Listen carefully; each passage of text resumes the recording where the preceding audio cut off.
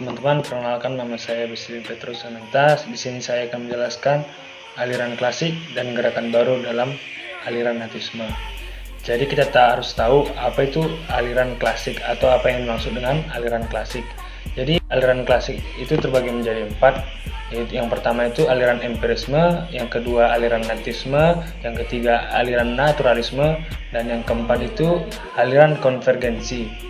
Jadi keempat aliran klasik tersebut masih digunakan sampai sekarang, tetapi pengembangannya mengikuti perkembangan zaman. Di sini saya akan menjelaskan tentang apa itu aliran natifisme. Jadi aliran natifisme itu menekankan kemampuan dalam diri anak sehingga faktor lingkungan termasuk faktor pendidikan. Hasil perkembangan tersebut ditentukan oleh perkembangan yang sudah diperoleh sejak kelahiran. Yang kedua, saya akan menjelaskan gerakan baru pendidikan. Itu terbagi 4. Yang pertama itu pengajaran alam sekitar, yang kedua pengajaran pusat perhatian, yang ketiga sekolah kerja, dan yang keempat, yang terakhir yaitu pengajaran proyek. Di sini saya akan menjelaskan apa itu pengajaran alam sekitar, yang kedua pengajaran pusat perhatian, sekolah kerja, dan yang terakhir itu pengajaran proyek. Yang pertama, pengajaran alam sekitar. Pengajaran alam sekitar atau gerakan pendidikan yang mendekatkan anak dengan sekitarnya adalah gerakan pengajaran alam sekitar. Perintis gerakan ini adalah Fr. A. Finger di Jerman. Yang kedua, pengajaran pusat perhatian. Pengajaran pusat perhatian dirintis oleh Ovi Deminat de Crowley dari Belgia dengan pengajaran melalui pusat-pusat minat. Di samping pendapatnya tentang pengajaran global, de Crowley menyumbangkan 2 pendapat yang sangat berguna bagi pendidikan dan pengajaran, yaitu metode global dan centre de internet. Yang ketiga itu sekolah kerja. Gerakan sekolah kerja dapat dipandang sebagai titik kulminasi dari pandangan-pandangan yang mementingkan pendidikan keterampilan dalam pendidikan. J.A. Comenius menekankan agar pendidikan mengembangkan pikiran, ingatan, bahasa, dan tangan. Yang terakhir itu, yang keempat, yaitu pengajaran proyek. Pengajaran proyek bisa pula digunakan sebagai salah satu metode mengajar, dan yang terakhir adalah pengajaran proyek. Yang perlu ditekankan bahwa pengajaran proyek akan menumbuhkan kemampuan untuk memandang dan memecahkan persoalan secara komprehensif. Pendekatan multidisiplin tersebut makin lama makin penting, utamanya dalam masyarakat yang maju. Dan selanjutnya akan dilanjutkan oleh kawan saya. Assalamualaikum warahmatullahi wabarakatuh. Baiklah, saya akan melanjutkan materi dari teman saya, yaitu poin C, aliran naturalisme. Pandangan yang ada persamaannya dengan nativisme adalah aliran naturalisme yang dipelopori oleh seorang filsuf, yaitu J.J. Rousseau pada tahun 1712 sampai 1778. J.J. Rousseau ingin menjauhkan anak dari keburukan masyarakat yang serba dibuat-buat, sehingga kebaikan anak-anak yang diperoleh secara alamiah sejak saat kelahirannya itu dapat tampak secara spontan dan bebas. Poin D, yaitu aliran konvergensi.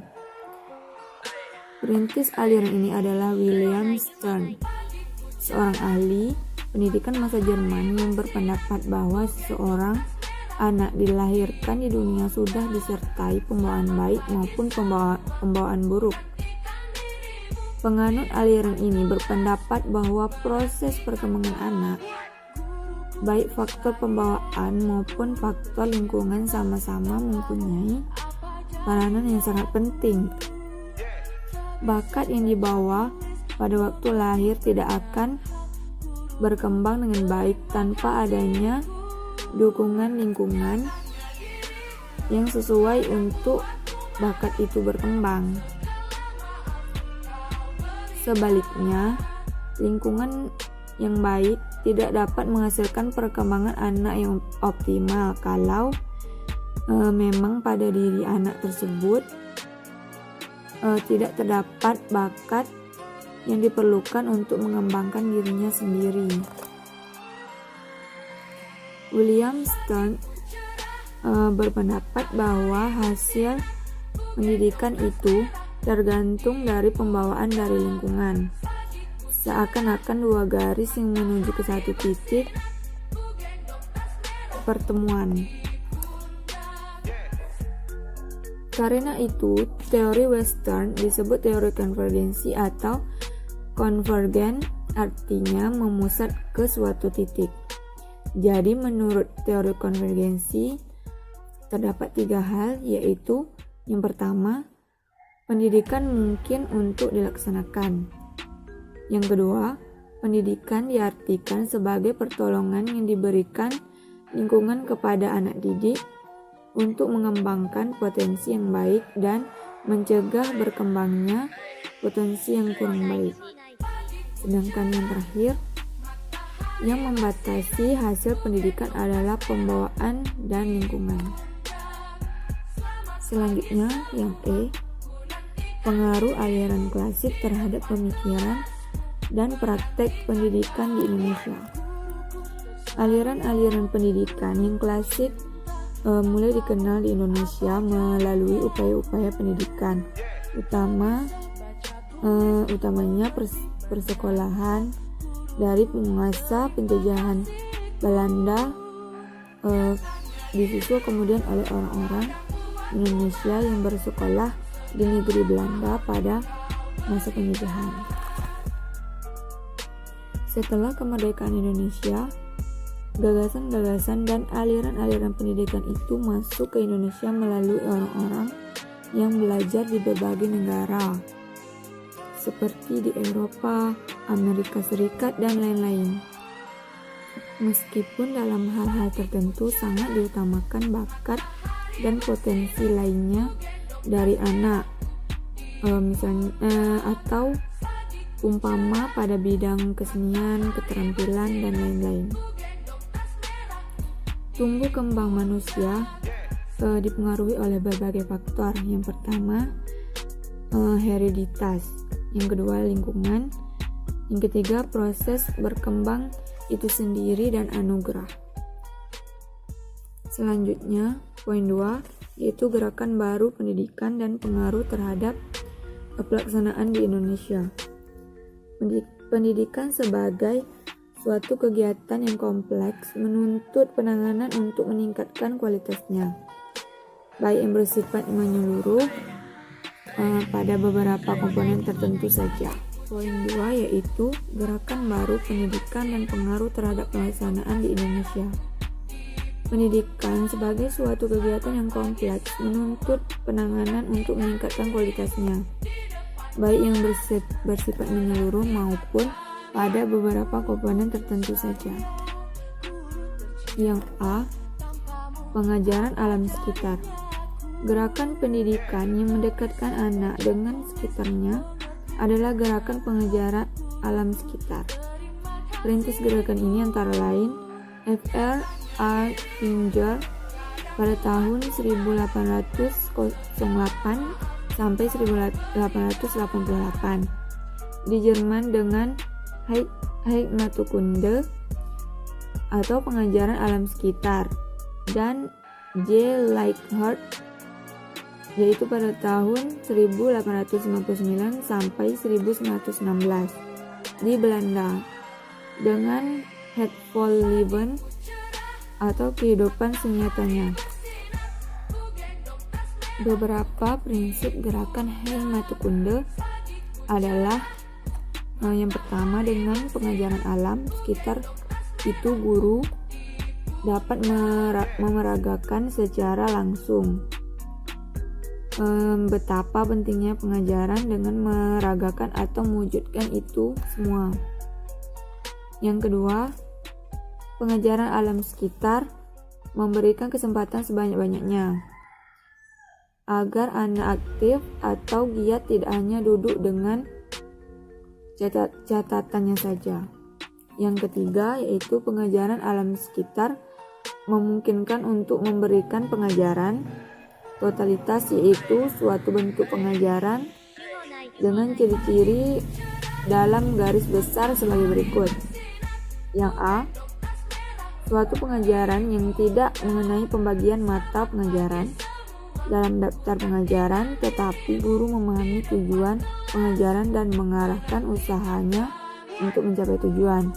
Yang kedua, suatu pengajaran yang menarik minat karena segala sesuatu dipusatkan atas suatu bahan pengajaran yang menarik perhatian anak dan diabaikan dan diambilkan dalam sekitarnya. Yang ketiga, suatu pengajaran yang memungkinkan segala bahan pengajaran itu berhubungan satu sama lain, seeratnya secara teratur. Yang keempat, pengajaran alam sekitar memberi kepada anak bahan apersepsi intelektual yang kokoh dan tidak verbalistis. Yang dimaksud dengan asersi intelektual ialah segala sesuatu yang baru dan masuk dalam intelek anak. Harus dapat luluh menjadi satu dengan keyakinan, pengetahuan yang sudah dimiliki anak. Harus terjadi proses asimilasi antara pengetahuan lama dengan pengetahuan yang baru. Selanjutnya, pengajaran alam sekitar memberikan apersepsi emosional karena alam sekitar mempunyai ikatan emosional dengan baik. Selanjutnya, untuk anak pun alam sekitar tidak berbeda dengan untuk orang dewasa. Segala kejadian di alam sekitar merupakan bagian dari hidupnya sendiri dalam suka maupun duka. Sedangkan menurut J. Lilhart mengemukakan pegangan dalam Hateful Leven sebagai berikut. Yang pertama, anak harus mengetahui barangnya terlebih dahulu sebelum mendengar namanya, tidak kebalikannya. Sebab kata itu hanya suatu tanda dari pengertian tentang barang itu. Yang kedua, pengajaran sesungguhnya harus mendasar pada pengajaran selanjutnya, atau mata pengajaran yang lain harus diperjelas atas pengajaran itu. Yang ketiga, haruslah diadakan perjalanan memasuki hidup senyatanya ke semua jurusan agar murid paham akan hubungan antara bermacam-macam lapangan dalam hidupnya. Dengan memanfaatkan alam sekitar sebagai sumber belajar, anak akan lebih menghargai, mencintai, dan melestarikan lingkungannya. Baiklah, sekian materi dari saya dan akan dilanjutkan oleh teman saya. Baiklah, saya akan melanjutkan pembahasan yang telah disampaikan oleh Karinda. Selanjutnya ialah B, pengajaran pusat perhatian. Menurut De Crowley, berdasarkan pada semboyan École pour la vie, par la vie, sekolah untuk hidup dan oleh hidup. Anak harus dididik untuk dapat hidup dalam masyarakat dan dipersiapkan dalam masyarakat. Anak harus diarahkan kepada pembentukan individu dan anggota masyarakat. De Crowley menyumbangkan dua pendapat yang sangat berguna bagi pendidikan dan pengajaran, yang merupakan dua hal yang khas dari De Crowley, yaitu nomor 1, metode global keseluruhan. Dari hasil yang didapat dari observasi dan tes, dapatlah ia menetapkan bahwa anak-anak mengamati dan mengingat secara global keseluruhan. Nomor 2, Centre d'Intérêt, pusat-pusat minat. Dari penyelidikan psikologi, ia menetapkan bahwa anak-anak mempunyai minat yang spontan sewajarnya. Anak mempunyai minat-minat spontan terhadap diri sendiri, dan minat spontan terhadap diri sendiri itu dapat kita bedakan menjadi A. Dorongan mempertahankan diri, B. Dorongan mencari makan dan minum, C. Dorongan memelihara diri. Sedangkan minat terhadap masyarakat biososial ialah memelihara diri. Sedangkan minat terhadap masyarakat biososial ialah A. Dorongan sibuk bermain-main, B. Dorongan meniru orang lain. Selanjutnya ialah C. Sekolah kerja.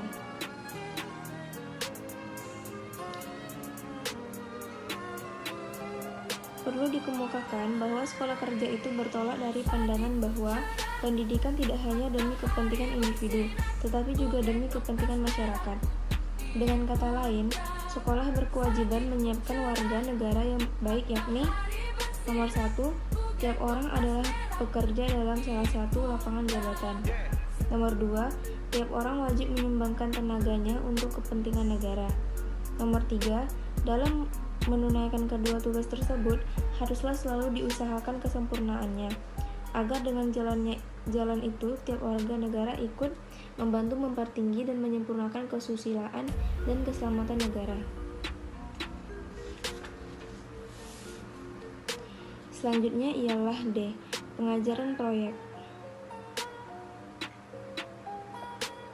Dalam pengajaran proyek, anak bebas menentukan pilihannya terhadap pekerjaan, merancang serta memimpinnya. Proyek yang ditentukan oleh anak mendorongnya mencari jalan pemecahan bila ia menginginkannya. Dalam pengajaran proyek, pekerjaan-pekerjaan dikerjakan secara berkelompok untuk menghidupkan rasa gotong royong. Juga dalam bekerja sama itu akan lahir sifat-sifat baik pada diri anak seperti bersaing secara sportif, bebas menyatakan pendapat, dan disiplin yang sewajarnya. Sifat-sifat manusia tersebut sangat diperlukan dalam masyarakat luas yang kapitalistik dan demokratik. E. Pengaruh gerakan baru dalam pendidikan terhadap penyelenggaraan pendidikan di Indonesia. Telah dikemukakan bahwa gerakan baru dalam pendidikan tersebut terutama berkaitan dengan kegiatan belajar mengajar di sekolah, namun dasar-dasar pemikirannya tentulah menjangkau semua segi dari pendidikan, baik aspek konseptual maupun operasional. Perlu ditekankan lagi bahwa kajian tentang pemikiran-pemikiran pendidikan pada masa lalu akan sangat bermanfaat untuk memperluas pemahaman tentang seluk-beluk pendidikan, serta memupuk wawasan histori dari setiap tenaga kependidikan.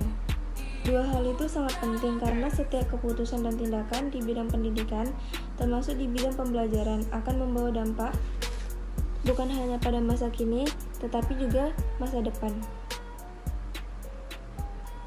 Oleh karena itu, bukan hanya pada masa kini, tetapi juga masa depan. Oleh karena itu, setiap keputusan dan tindakan itu harus dapat dipertanggungjawabkan secara profesional.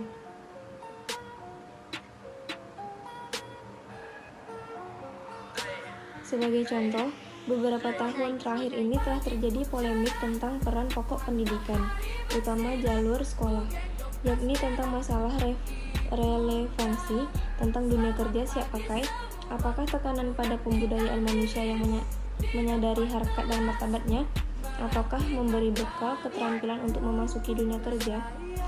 Kedua hal itu tentulah sama pentingnya dalam membangun sumber daya manusia Indonesia yang bermutu. Baiklah, materi selanjutnya akan dibacakan dengan teman kami, Mulia. Perkenalkan, nama saya Mulia Silji. Saya akan menjelaskan tentang gerakan baru pendidikan dan pengaruhnya terhadap pelaksanaan di Indonesia. Pendidikan sebagai kegiatan yang kompleks menuntut penanganan untuk meningkatkan kualitasnya, baik yang bersifat menyeluruh maupun pada beberapa komponen tertentu saja.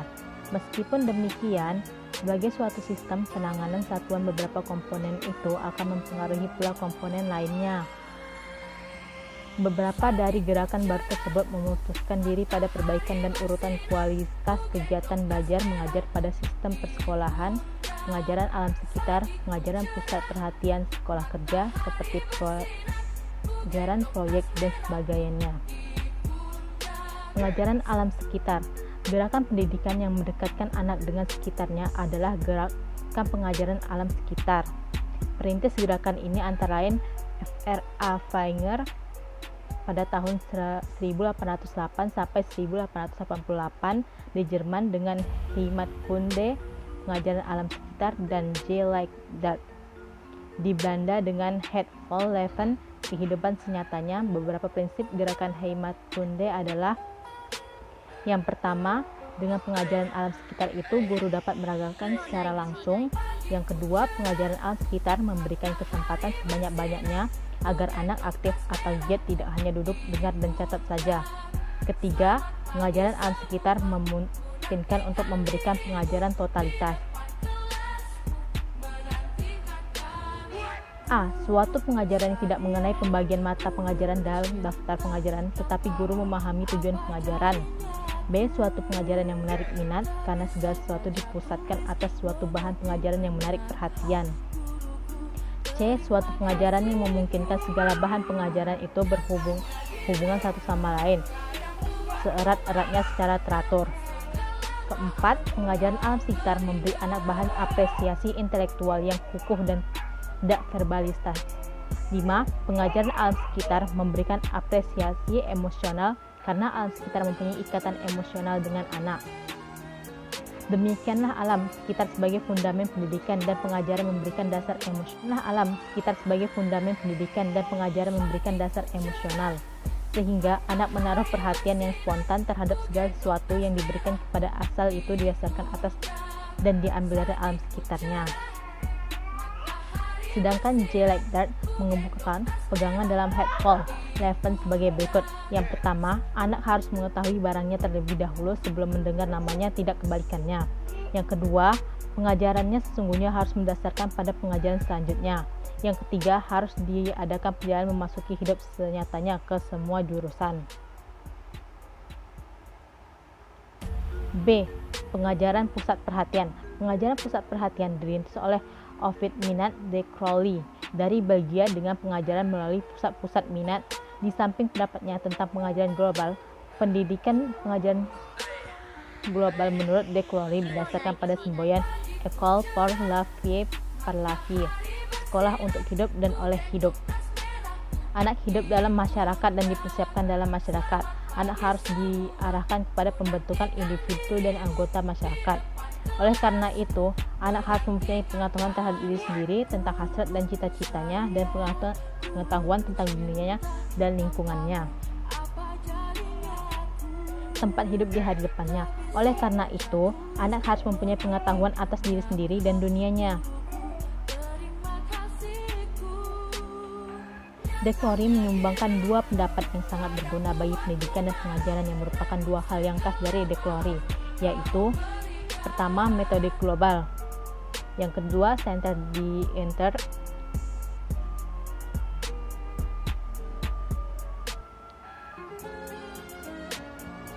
Dengan kemajuan teknologi pengajaran peluang mengadakan variasi tersebut menjadi terbuka lebar, dan dengan demikian upaya menarik minat menjadi lebih besar. C. Sekolah kerja. Dengan kata lain, sekolah berkewajiban menyiapkan warga negara yang baik, yakni pertama, tiap orang adalah pekerja dalam salah satu lapangan jabatan. Kedua, tiap orang wajib menyumbangkan tenaganya untuk kepentingan negara. Ketiga, dalam menunaikan kedua tugas tersebut haruslah selalu diusahakan kesempurnaannya, membantu mempertinggi dan menyempurnakan kesusilaan dan keselamatan negara. Menambah pengetahuan anak. Kedua, agar anak dapat memiliki kemampuan dan kemahiran tertentu. Ketiga, agar anak dapat memiliki pekerjaan sebagai persiapan jabatan dalam mengabdi negara. D. Pengajaran proyek. Pengajaran proyek biasa pula digunakan sebagai salah satu metode pengajar di Indonesia, antara lain dengan nama pengajaran proyek, pengajaran unit, dan sebagainya. Yang perlu ditekankan bahwa pengajaran proyek akan menumbuhkan kemampuan untuk memandang dan memecahkan persoalan secara komprehensif, dengan kata lain menumbuhkan kemampuan pemecahan masalah secara multidisiplin. B.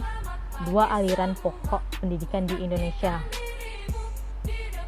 Dua aliran pokok pendidikan di Indonesia itu dimaksudkan adalah perguruan kebangsaan taman siswa dan ruang pendidikan INS Kayu Tanam. Kedua aliran ini dipandang sebagai suatu tonggak pemikiran tentang pendidikan di Indonesia. Namun, perlu dikemukakan bahwa praksara dan upaya di bidang pendidikan tidak sebatas hanya oleh taman siswa dan INS itu saja. Perguruan kebangsaan taman siswa. Perguruan kebangsaan taman siswa didirikan oleh Ki Hajar Dewantara, lahir 2 Mei 1849 dengan nama Suwardi Suryaningrat, pada tanggal 3 Juli 1932 di Yogyakarta, yakni dalam bentuk yayasan. Selanjutnya mulai didirikan Taman India atau Taman Kanak-kanak. Dan kursus guru selanjutnya Taman Muda SD, disusul Taman Dewasa, merangkap Taman Guru, Mulo Quick School. Sekian penjelasan dari saya, selanjutnya akan dijelaskan oleh Natasha. Oke, baiklah, saya akan melanjutkan materi dari Mulia Sirki dan saya akan membacakan materi itu tentang azas taman siswa. Jadi jauh sebelum taman siswa itu terbentuk, sistem pendidikan di Indonesia itu murid-muridnya itu memanggil sebutan guru itu sebagai nyonya atau tuan. Nah, sistem inilah yang ingin diubah oleh taman siswa dengan tidak menerapkan sistem paksaan, perintah, dan hukuman kepada murid-murid atau peserta didik. Lalu untuk mencapai tujuan pendidikan oleh taman siswa ini, maka terbentuklah asas. Nah, asas ini dikeluarkan pada tahun 19 atau biasa yang dikenal dengan Asas 1992. Diumumkan pada tanggal 3 Juli 1992 pada saat berdirinya Taman Siswa, lalu diresmikan pada Kongres di Yogyakarta tanggal 7 Agustus 1936. Adapun bunyi dari pasal tersebut yaitu yang pertama, pasal pertama. Setiap orang mempunyai hak mengatur dirinya sendiri dengan mengingat terbitnya persatuan dan peri kehidupan umum. Asas ini sesuai dengan tujuan Taman Siswa, yaitu tata dan tentram atau orde on vrede, dengan cara mengganti sistem pendidikan yang penuh paksaan dengan perintah dan hukuman dengan cara memberi kesempatan kepada peserta didik untuk mencari pengetahuan dan keterampilannya sendiri. Lalu dilanjutkan dengan pasal 2 yang berbunyi bahwa pengajaran harus memberi pengetahuan yang berfaedah dalam arti lahir dan batin, dapat memerdekakan diri sendiri. Lanjutan ini, pasal ini merupakan lanjutan dari pasal pertama yang memberikan ketegasan kebebasan siswa yang tidak hanya disuruh menerima pikiran saja, tapi dapat menemukan atau mencari pengetahuan atau keterampilan sendiri. Ini merupakan pasal lanjutan dari pasal pertama. Lalu pasal ketiga. Pasal ketiga itu berisi tentang bahwa pengajaran harus berdasar kepada kebudayaan dan kebangsaan sendiri. Taman Siswa berusaha melawan paradigma pendidikan kolonialisme yang mengutamakan intelektual, materialistis, dan individualis dengan melakukan pendidikan yang tidak menjauhkan peserta didik dari keluarga, atau lebih pendidikan itu untuk kemajuan negara atau lebih mencintai negara sendiri. Selanjutnya pasal 4. Pasal 4 berbunyi bahwa pengajaran harus tersebar luas sampai dapat menjangkau ke seluruh rakyat. Jadi Taman Siswa berusaha untuk melakukan pemerataan pendidikan daripada melakukan mempertinggi pengajaran. Maksudnya di sini pada saat itu zaman kolonial Belanda, perguruan tinggi atau sekolah-sekolah itu sudah ada, tapi tidak rata dan tidak untuk rakyat. Pengajaran ini atau pendidikan institusi atau universitas perguruan, bentuk-bentuk lembaga pendidikan itu diutamakan untuk orang Belanda atau orang asing. Jadi Taman Siswa ini berusaha untuk melakukan pemerataan pendidikan dan agar pendidikan untuk rakyat itu tidak primitif. Selanjutnya itu pasal 5. Pasal 5 berbunyi bahwa untuk mengejar kemerdekaan pendidikan atau kemerdekaan hidup yang sepenuhnya lahir dan batin, hendaknya diusahakan dengan kekuatan sendiri dan menolak bantuan apapun yang bersifat mengikat, yaitu dengan tegas asas ini menyatakan untuk berkehendak mengusahakan segala sesuatu. Lalu dilanjutkan dengan pasal 6. Pasal 6 berbunyi bahwa sebagai konsekuensi hidup dengan kekuatan sendiri, maka hendak harus membelanjai sendiri segala usaha yang dilakukan. Maksudnya di sini untuk jika ingin merdeka dan tidak menerima bantuan dari orang lain, maka kita harus membelanjai atau mengusahakan segala sesuatunya sendiri, atau bisa dikatakan kita harus hidup sederhana dan hemat. Lalu dilanjutkan dengan pasal 7. Pasal 7 ini berbunyi bahwa dalam mendidik anak-anak perlu adanya keikhlasan lahir dan batin untuk mengorbankan segala kepentingan pribadi demi keselamatan dan kebahagiaan anak-anak atau peserta didik. Maksud dari pasal ini adalah sebagai seorang pendidik, kita harus mengajar peserta didik dengan rasa penuh keikhlasan lahir dan batin. Lalu untuk melengkapi Asas tahun 1992 atau dikenal dengan Asas 1992, Taman Siswa menerbitkan atau mengeluarkan asas baru, yaitu dikenal dengan Asas Pancadharma. Adapun isi dari Asas Dharma ini adalah yang pertama, asas kemerdekaan, yang kedua, asas kodrat alam, yang ketiga, asas kebudayaan, dan keempat, asas kebangsaan, yang kelima, asas kemanusiaan. Baiklah, sekian yang tentang asas yang saya sampaikan. Materi selanjutnya akan dibacakan oleh Rivaldi. Baiklah, terima kasih. Saya akan melanjutkan. Tujuan perguruan kebangsaan Taman Siswa dapat dibagi dua jenis, yakni tujuan yayasan atau keseluruhan perguruan dan tujuan pendidikan. Tujuan yang pertama itu, pasal 8 adalah 1. Sebagai yang dinyatakan dalam keterangan Asas Taman Siswa tahun 1922 pasal 1, tujuan Taman Siswa sebagai badan perjuangan kebudayaan dan pembangunan masyarakat tertib dan damai. 2. Tertib yang sebenarnya tidak akan ada jika tidak ada damai antara manusia. Dan damai antara manusia itu hanya mungkin ada dalam keadilan sosial bagi wujud berlakunya kedaulatan adab kemanusiaan yang menghilangkan segala rintangan oleh manusia terhadap sesamanya dalam syarat-syarat hidupnya, serta menjamin terbaginya syarat-syarat hidup lahir batin secara sama rata, sama rasa. B.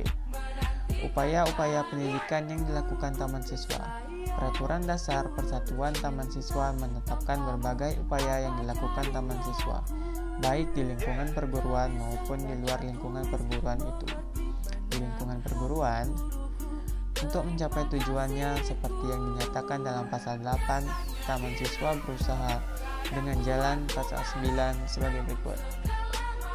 1. Menyelenggarakan tugas pendidikan dalam bentuk perguruan dari tingkat dasar hingga tingkat tinggi, baik yang bersifat umum maupun yang bersifat kejuruan, serta memberi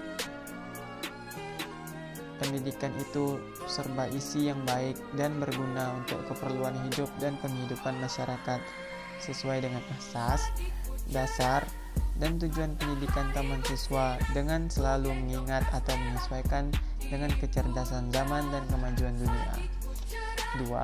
Mengikuti, mempelajari perkembangan dunia di luar Taman Siswa yang ada hubungannya dengan bidang-bidang kegiatan Taman Siswa untuk diambil faedah sebaik-baiknya.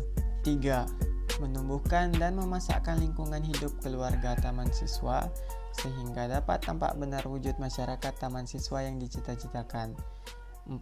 Meluaskan kehidupan ketaman siswaan di luar lingkungan masyarakat perguruan sehingga dapat terbentuk wadah yang nyata bagi jiwa Taman Siswa, agar dengan demikian ada pengaruh timbal balik antara perguruan atau keluarga dan masyarakat sekitarnya pada khususnya, dan masyarakat luas pada umumnya. Di samping upaya-upaya dalam lingkungan perguruan untuk mencapai tujuan Taman Siswa seperti tersebut pada pasal 8, Taman Siswa berusaha di luar lingkungan perguruan dengan jalan pasal 10 sebagai berikut. 1. Menjalankan kerja pendidikan untuk masyarakat umum dengan dasar-dasar dan hidup Taman Siswa, baik yang bersifat umum, untuk meningkatkan kecerdasan masyarakat maupun pendidikan karya untuk meningkatkan kecakapan dan kemampuan hidupnya. 2. Menyelenggarakan usaha-usaha kemasyarakatan dalam masyarakat dalam bentuk-bentuk badan sosial ekonomi yang dapat memberi bimbingan dan dorongan kegiatan masyarakat dalam perjuangannya menuju masyarakat bahagia tertib damai. 3. Bersama-sama dengan instansi-instansi pemerintahan menyelenggarakan usaha-usaha pembentukan kesatuan hidup kekeluargaan sebagai pola masyarakat baru Indonesia. 4. Menyelenggarakan usaha pendidikan kader pembangunan yang tenaganya dapat disumbangkan kepada masyarakat untuk pembangunan. 5. Mengusahakan terbentuknya pusat-pusat kegiatan kemasyarakatan dalam berbagai bidang kehidupan dan penghidupan masyarakat dengan inti-inti kejiwaan Taman Siswa. C. Hasil-hasil yang dicapai. Yayasan Perguruan Kebangsaan Taman Siswa yang didirikan Suwardi Suryaningrat atau Ki Hajar Dewantara pada tanggal 3 Juli 1922 di Yogyakarta sampai kini telah mencapai berbagai hal seperti gagasan atau pemikiran tentang pendidikan nasional, lembaga-lembaga pendidikan dari Taman Indria sampai dengan Sarjana Wiyata, dan sejumlah besar alumni perguruan. Banyak yang menjadi tokoh nasional, antara lain Ki Hajar Dewantara, Ki Mangun Sarporo, dan Ki Suratman. Ketiga pencapaian itu merupakan pencapaian sebagai suatu yayasan pendidikan yang juga mungkin dicapai oleh yayasan pendidikan lainnya. Meskipun hampir semua upaya pendidikan yang dilakukan oleh orang Indonesia di zaman penjajahan adalah sebagai sarana perjuangan kemerdekaan Indonesia, namun Taman Siswa menduduki tempat khusus dalam peran perjuangannya itu, sebagaimana tercermin pada namanya dengan mencantumkan kebangsaan pada tahun 1922, jadi sebelum Sumpah Pemuda tahun 1928. Maka Taman Siswa telah tampil sebagai pelopor persatuan dan kesatuan Indonesia berdasarkan asas kebangsaan dan kebudayaan Indonesia. Seperti diketahui, persatuan dan kesatuan itu sangat diperlukan oleh setiap bangsa yang bineka agar tunggal ika, seperti Indonesia. Akhirnya, perlu dikemukakan harapan seperti yang tercermin dalam tajuk rencana harian Kompas menyambut Kongres ke-16 hari dan jadi ke-17 Taman Siswa dengan judul menyebarkan kembali semangat humanisme Ki Hajar Dewantara. Nah, ini perlunya penyegaran untuk mengantisipasi perkembangan masyarakat yang serba cepat dan tak terduga. Seperti dikemukakan dalam tajuk itu, penyegaran itu telah lama berlangsung dalam Taman Siswa, namun mulai meredup. Setelah berturut, asas itu disempurnakan oleh Ki Sarmidi menjadi Pancadharma, Ki Moh Tauhid dengan konsep penerapannya di bidang ekonomi, Ki Muhammad Said dengan filsafat kekeluargaan, dan terakhir Ki Sarino dalam pendidikan kedesaan. Kita punya kesan tak ada lagi barang baru dari Taman Siswa, menyegarkan kembali 1992/4. Karena tanpa penyegaran dan dinamisasi dapat terjadi Taman Siswa sebagai Indonesia kecil bisa mengikuti sesama taman siswa lain, yakni perguruan kebangsaan yang bersemangat nasionalisme yang satu persatu mati. Demikian Kompas. Harapan kita, semua penyegaran dan dinamisasi itu akan terus berkembang agar Taman Siswa dapat maju terus. Seperti diketahui, hari jadi pendiri Taman Siswa itu 2 Mei telah ditetapkan sebagai Hari Pendidikan Nasional. Baik, materi selanjutnya akan disampaikan oleh Sofia. Silakan. Saya Sofia Anggita Rizva akan melanjutkan materi yang telah disampaikan oleh Rivaldi Anggara. Saya akan menyampaikan materi mengenai 2. Ruang Pendidik INS Kayu Tanam. Ruang Pendidikan INS atau Indonesia Netherlands School didirikan oleh Muhammad Safei pada tanggal 31 Oktober 1926 di Kayu Tanam, Sumatera Barat. INS pada mulanya dipimpin oleh bapaknya, kemudian diambil alih oleh Mo Safei, dimulai dengan 75 murid, masuk sekolah secara bergantian karena gurunya hanya 1 orang, yaitu Mo Safei sendiri. Sekolah ini mengalami pasang surut sesuai keadaan Indonesia. Bahkan pada bulan Desember 1948, saat Belanda menyerang Kayu Tanam, seluruh gedung INS di bumi hanguskan. Baru pada bulan Mei 1950, ruang pendidik INS Kayu Tanam bangkit kembali. Pada tahun 1952, INS mendirikan percetakan Sri Dharma yang menerbitkan majalah bulanan sendi dengan sasaran halayak adalah anak-anak. A. Asas dan tujuan ruang pendidik INS Kayu Tanam. Pada awal didirikan ruang pendidik INS mempunyai asas-asas sebagai berikut. Yang pertama, berpikir logis dan rasional. Yang kedua, keaktifan atau kegiatan. Yang ketiga, pendidikan masyarakat. Yang keempat, memperhatikan pembawaan anak. Yang kelima, menentang intelektualisme. Setelah kemerdekaan Indonesia, Mosaffei mengembangkan asas-asas pendidikan INS menjadi dasar-dasar pendidikan Republik Indonesia. Dasar-dasar pendidikan tersebut sebagai berikut. Yang pertama, ketuhanan yang Maha Esa. Yang kedua, kemanusiaan. Yang ketiga, kesusilaan. Yang keempat, kerakyatan. Yang kelima, kebangsaan.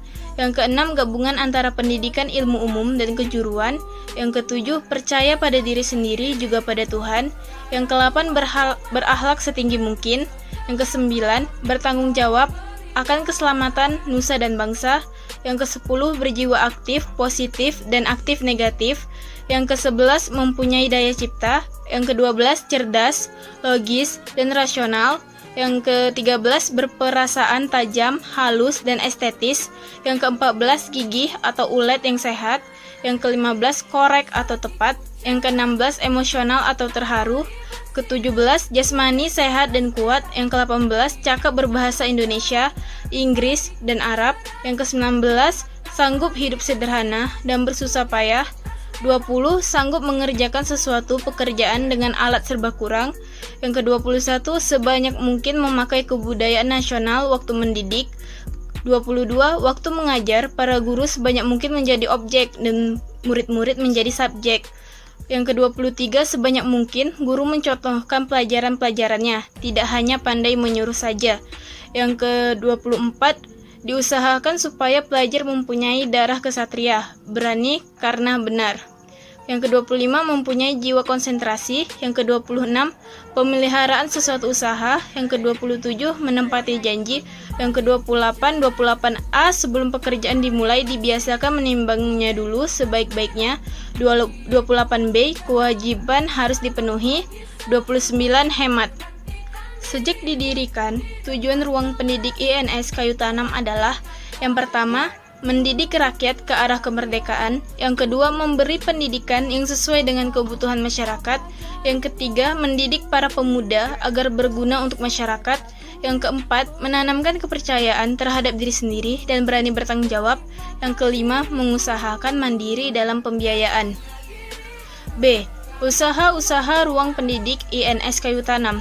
Terdapat berbagai usaha yang dilakukan oleh Muhammad Saffei dan kawan-kawan dalam mengembangkan gagasan berupaya mewujudkannya, baik yang berkaitan dengan ruang pendidikan INS maupun tentang pendidikan dan perjuangan atau pembangunan bangsa Indonesia pada umumnya. Beberapa usaha dilakukan ruang pendidik INS Kayu Tanam dalam bidang kelembagaan, antara lain menyelenggarakan berbagai jenjang pendidikan, seperti ruang rendah, ruang dewasa, dan sebagainya. Program pendidikan INS sangat mengutamakan pendidikan di keterampilan-keterampilan dengan mengutamakan menggambar, pekerjaan tangan, dan sejenisnya. Terdapat juga program khusus untuk menjadi guru, yakni tambah 1 tahun setelah ruang dewasa untuk pembekalan kemampuan mengajar dan praktek mengajar. Usaha lain sebagai bagian mencerdaskan kehidupan bangsa, yakni penerbitan sendi atau majalah anak-anak, buku bacaan dalam rangka pemberantasan buta huruf atau aksara, dan angka-angka dengan judul Kunci 13, mencetak buku-buku pelajaran, dan lain-lain. Upaya-upaya dari ruang pendidik INS tersebut dilakukan sebagai usaha mandiri dan menolak bantuan yang mungkin akan membatasi kebebasannya. C. Hasil-hasil yang dicapai ruang pendidik INS Kayu Tanam. Ruang pendidik INS Kayu Tanam mengupayakan gagasan-gagasan tentang pendidikan nasional, beberapa ruang pendidikan, dan sejumlah alumni. Beberapa orang alumni setelah berhasil menerbitkan salah satu tulisan Mosaffei, Dasar-Dasar Pendidikan, pada tahun 1976 yang ditulis pada tahun 1968. Cetakan kedua pada tahun 1979. Seperti harapan kepada Taman Siswa, ruang pendidikan INS Kayu Tanam juga melakukan penyanggaran dan dinamisasi seiring dengan perkembangan masyarakat dan iptek. Di samping itu, upaya-upaya pengembangan ruang pendidikan disebut seyogianya dilakukan dalam kerangka pengembangan Sisdiknas sebagai bagian dari usaha mewujudkan cita-cita ruang pendidik INS, yakni mencerdaskan keseluruhan kemasyarakatan Indonesia. Sekian dari kelompok 4. Saya akhiri dengan wabillahi taufik wal hidayah. Wassalamualaikum warahmatullahi wabarakatuh.